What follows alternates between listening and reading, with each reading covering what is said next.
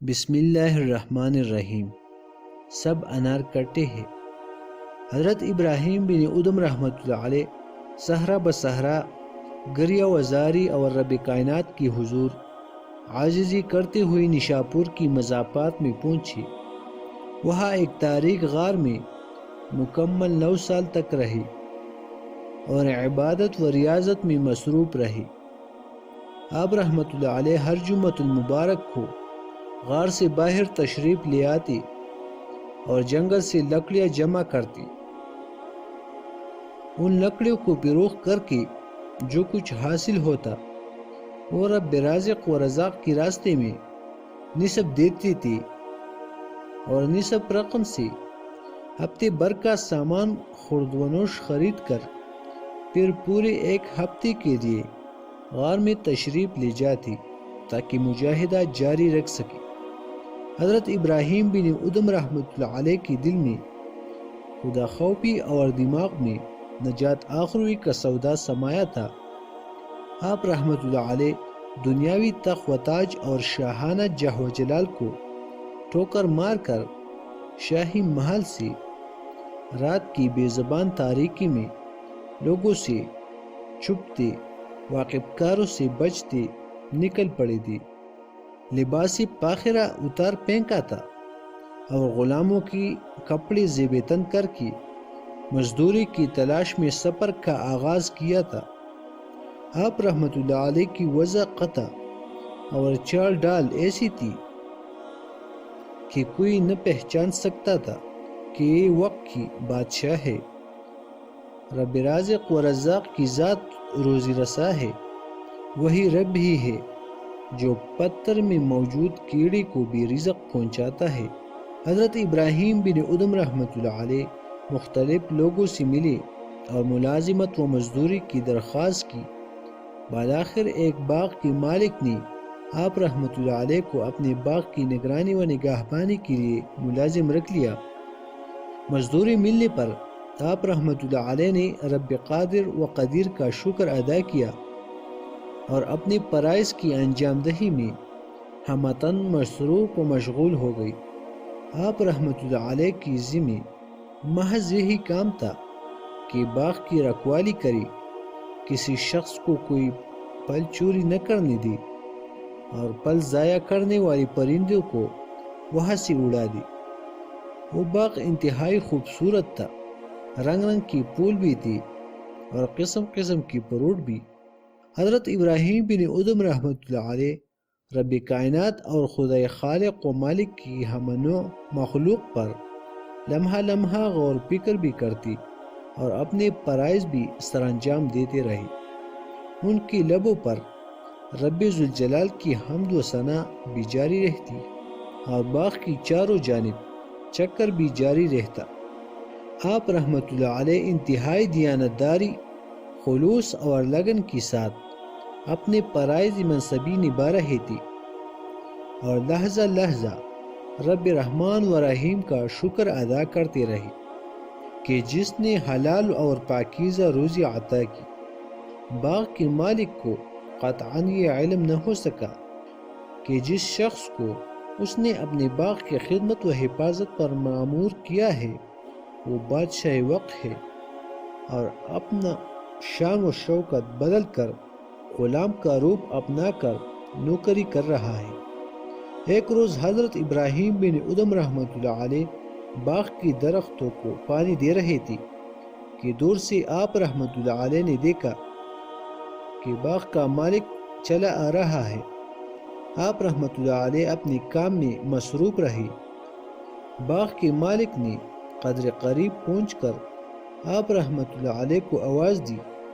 آپ رحمۃ اللہ علیہ دوڑی ہوئی اس کے پاس پہنچی اور کہا، فرمائیے جناب، میرے لائق کوئی کام ہے؟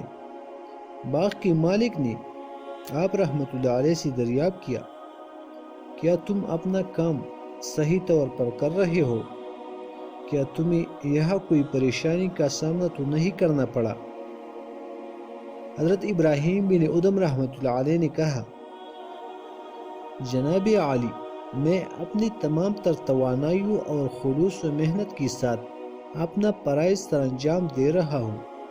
مجھے یہاں کسی قسم کی کوئی پریشانی نہیں ہے، البتہ بعض اوقات کوئی ضدی پرندہ باغ میں موجود کسی درخت پر بیٹھتا ہے اور اس کا پل اجاڑنے کی کوشش کرتا ہے، تو اپنے تمام تر سعی اور ترکیب کے ساتھ اسے اڑانے کی کوشش کرتا ہوں، اور یہ کوشش اس وقت تک جاری رکھتا ہوں جب تک وہ پرندہ اپنی راہ نہیں لیتا۔ باغ کے مالک نے کہا، بہت خوب، اچھا یاد آیا کہ یہ بتاؤ کیا اناروں کی درختوں پر انار پک کر تیار ہو چکے ہیں؟ حضرت ابراہیم بن ادم رحمۃ اللہ علیہ نے جواب دیا، جناب عالی، اکثر انار پک چکے ہیں۔ ان درختوں کا پل اب اتارنے کے لیے موزوں و مناسب وقت معلوم ہوتا ہے۔ باغ کے مالک نے کہا، اچھا یوں کرو کہ دوڑ کر جاؤ اور ایک انتہائی میٹھا انار توڑ کر لاؤ، تاکہ ہم دیکھیں کہ اس دفعہ انار کس ذائقے کی ہوئی ہے۔ حضرت ابراہیم بن ادم رحمۃ اللہ علیہ حسب ارشاد مالک دوڑی ہوئی گئی اور اپنے دانش میں ایک موٹا تازہ بھرپور قسم کا انار توڑ کر لائی۔ آپ رحمۃ اللہ علیہ کا خیال تھا کہ یہ انار خوب میٹھا ہوگا۔ باغ کے مالک نے انار کاٹ کر دانے منہ میں ڈالی تو محسوس ہوا کہ انار کٹا ہے۔ باغ کے مالک نے حضرت ابراہیم بن ادم رحمۃ اللہ علیہ سے کہا، میاں کچھ خیال کرو، میں نے تمہیں کہا تھا کہ خوب میٹھا انار توڑ کر لاؤ، مگر جب میں نے یہ انار چکھا ہے تو یہ تو کٹا نکلا ہے، جاؤ کوئی میٹھا انار توڑ کر لاؤ۔ حضرت ابراہیم بن ادم رحمۃ اللہ علیہ دوبارہ دوڑی ہوئی گئی اور کئی درختوں کو باری باری غور سے دیکھ کر اپنے خیال میں ایک میٹھا انار توڑ کر لائی اور مالک کی خدمت میں پیش کر دیا۔ مالک نے پوچھا، میاں کیا یہ انار میٹھا ہے؟ آپ رحمۃ اللہ علیہ نے فرمایا، محسوس تو یہی ہوتا ہے کہ یہ میٹھا ہی ہوگا۔ مالک نے جٹ سے وہ انار کاٹا اور انتہائی رغبت کے ساتھ انار کے چند دانے منہ میں ڈالے۔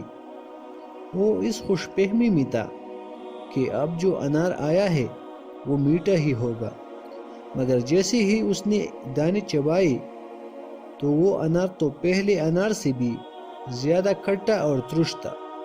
اس دفعہ مالک کے چہرے پر ہلکی سی خفگی کی آثار نمایاں ہوئی، تاہم اس نے حضرت ابراہیم بن ادم رحمۃ اللہ علیہ کو بلایا اور کہا، میاں تم کیسے شخص ہو؟ میں تمہیں میٹھا انار لانے کو کہتا ہوں اور تم کٹا لے کر آ جاتے ہو۔ اب پھر جاؤ اور کوئی میٹھا اور شیرین انار توڑ کر لاؤ۔ حضرت ابراہیم بن ادم رحمۃ اللہ علیہ پھر سے دوڑی ہوئی گئی۔ اب انہوں نے انتہائی احتیاط سے کام لیا، ایک ایک انار کو غور سے دیکھا اور اپنے دانش میں ایک میٹھا انار توڑ کر لائی اور مالک کو پیش کیا۔ باغ کے مالک کو مکمل یقین تھا کہ یہ انار ضرور میٹھا ہوگا۔ باغ کے مالک نے کہا، میاں اب تم یہی ٹھہرو، اس انار کو خود اپنے ہاتھوں سے کاٹو اور ہمیں پیش کرو تاکہ ہم خوش ہو کر انعام و اکرام سے نوازیں۔ حضرت ابراہیم بن ادم رحمۃ اللہ علیہ نے مالک کے حکم پر انار کو کاٹا اور پیش کر دیا۔ باغ کے مالک نے اس خوش فہمی میں کہ انار میٹھا اور شیرین ہوگا کافی ساری دانے منہ میں ڈالے، مگر یہ کیا، یہ انار بھی کٹا ہی نکلا، بلکہ سابقہ دونوں اناروں سے بازی بھی لے گیا۔ باغ کے مالک نے انار کی دانے جٹ سے نکال کر باہر پھینکی اور جھنجھلا کر بولا، ہم نے تمہیں اس لیے تو ملازم نہیں رکھا کہ کوئی میٹھا انار بھی پیش نہ کر سکو۔ تمہیں یہاں باغ میں رہتی ہوئی اور اس کی رکھوالی کرتے ہوئے ایک عرصہ ہو گیا ہے، مگر تمہیں آج تک اتنا بھی نہیں پتا کہ انار میٹھا کون سا ہے اور کھٹا کون سا۔ کوئی انار چکھ کر میٹھا لایا ہوتا۔ آخر تم کیسے ملازم ہو؟ سابقہ ملازم تو اس قدر ماہر تھا کہ فوراً میٹھا انار لے کر آتا تھا۔ اس نے ہمیں کبھی کھٹا انار کھانے کو نہیں دیا تھا۔ اسے معلوم تھا کہ کس درخت پر میٹھے انار لگتے ہیں اور کس درخت پر کھٹے، مگر تمہیں یہ بھی معلوم نہ ہو سکا۔ خدا معلوم کیا وجہ ہے، حالانکہ تمہاری کارکردگی انتہائی اعلیٰ و ارپا ہے اور سبھی لوگ تمہاری دیانتداری اور فرائض میں ہوشیاری کی تعریف کرتے ہیں۔ تم نے باغ کی حالت سنواری ہے اور تمہارے ہوتی ہوئی ہمارے باغ کا پھل بھی کثرت سے ہوا ہے، مگر تمہیں میٹھے اور کھٹے انار کی درخت کا فرق معلوم نہ ہو سکا۔ حضرت ابراہیم بن ادھم رحمۃ اللہ علیہ نے مالک کی یہ بات سنی تو بولے، جناب عالی، آپ نے باغ میں میرے سپرد محض نگرانی و حفاظت کے لیے کیا ہے۔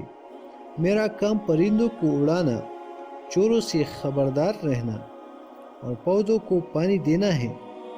میرے اس کام میں کوئی کمی ہو تو بتائیے، تاہم میرا یہ کام ہرگز نہیں کہ جس چیز کی حفاظت و نگرانی کے لیے مجھے مقرر کیا ہے اس کو چکھتا اور کھاتا پھروں۔ یہ تو امانت میں خیانت ہو گئی اور میں ایسا کرنا بالکل پسند نہیں کرتا۔ یہ بات اللہ جل شانہ اور رسول صلی اللہ علیہ وسلم کے نزدیک ناپسندیدہ ہے۔ باغ کے مالک نے حضرت ابراہیم بن ادھم رحمۃ اللہ علیہ کا یہ جواب سنا تو حیران ہو کر بولا، واہ سبحان اللہ، الحمدللہ، اتنا پرہیزگار اور متقی آپ تو ایسے بن رہے ہیں جیسے حضرت ابراہیم بن ادھم رحمۃ اللہ علیہ ہو۔ باغ کے ملازم حضرت ابراہیم بن ادھم رحمۃ اللہ علیہ نے اپنے مالک کے منہ سے جیسے ہی اپنا نام سنا تو آپ رحمۃ اللہ علیہ فوراً اس اندیشے سے باغ سے نکل آئے کہ کہیں میں پہچان نہ لیا جاؤ۔